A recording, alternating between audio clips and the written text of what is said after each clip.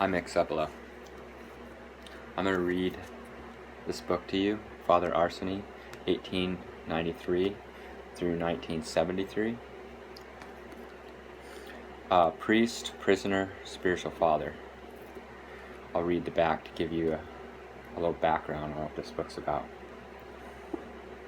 It is one of the greatest mysteries of life that in atmospheres of the harshest cruelty a certain few not only survive but emerge as beacons of light and life. Father Arseny, former scholar of church art, became prisoner number 18376 in the brutal special sector of the Soviet prison camp system. In the darkness of systematic degradation of body and soul, he shone with the light of Christ's peace and compassion. His sights set on God, and his life grounded in the church. Father Arseny lived by the injunction to bear one another's burdens, and so fulfill the law of Christ. Galatians 6:2.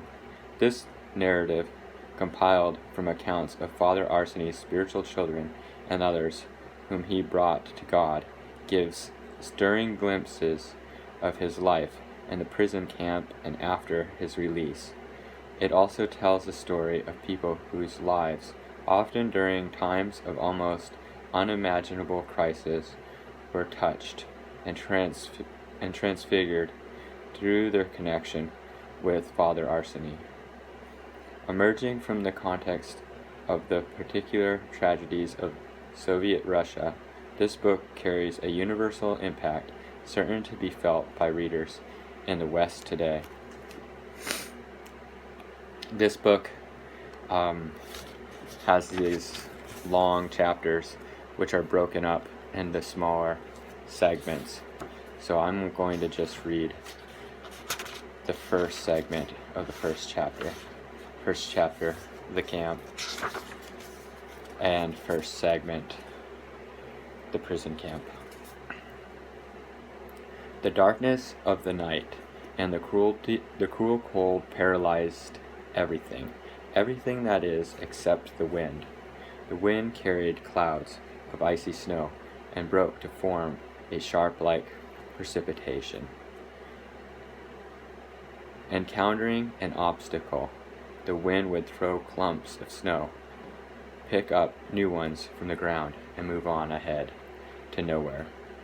Sometimes there would be a quiet minute, then through the darkness an enormous patch of light would appear.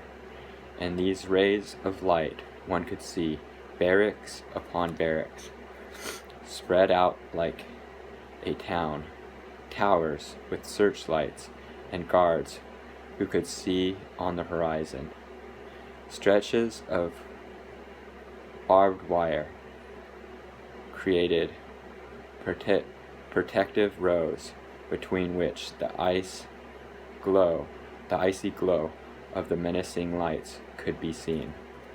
Between the first and last rows of the barbed wire, police dogs roamed lazily. The searchlight beams swept down from the towers onto the ground and slid slowly across the snow, then back to the barbed wire.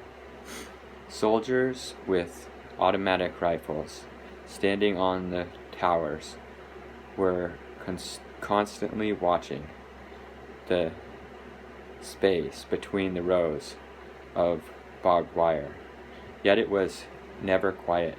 The wind would pick up again, blocking out the beams with snow, further darkening the misery of the barracks. The camp was in a deep slumber. Suddenly there was the sound of metal clanging against metal, first at the entrance of the camp, and then again and again in different places. The searchlights quickly quickened their sweeping pace.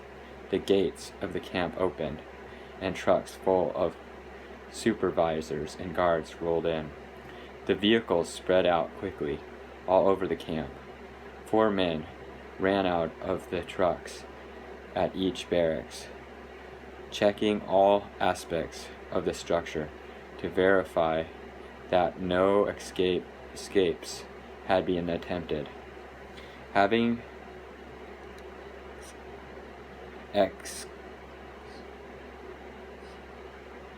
excretated that nothing had been disturbed in any way, the supervisors unlocked the doors of the barracks for the guards in the towers. This was the most sensitive part of the procedure. Light came alive, and rifles left the shoulders of their owners. Guard dogs began to growl and become restless. The gulag had begun its workday.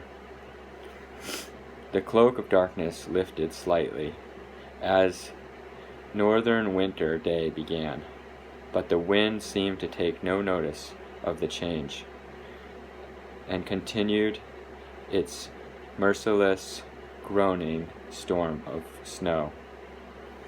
The short distance from the inner circle of the camp's security zone, the flames of bonfires licking the air. These served to melt the ice that blanketed the earth so that mass graves could be dug. This was the work of the men in the barracks. That's all. Have a good day.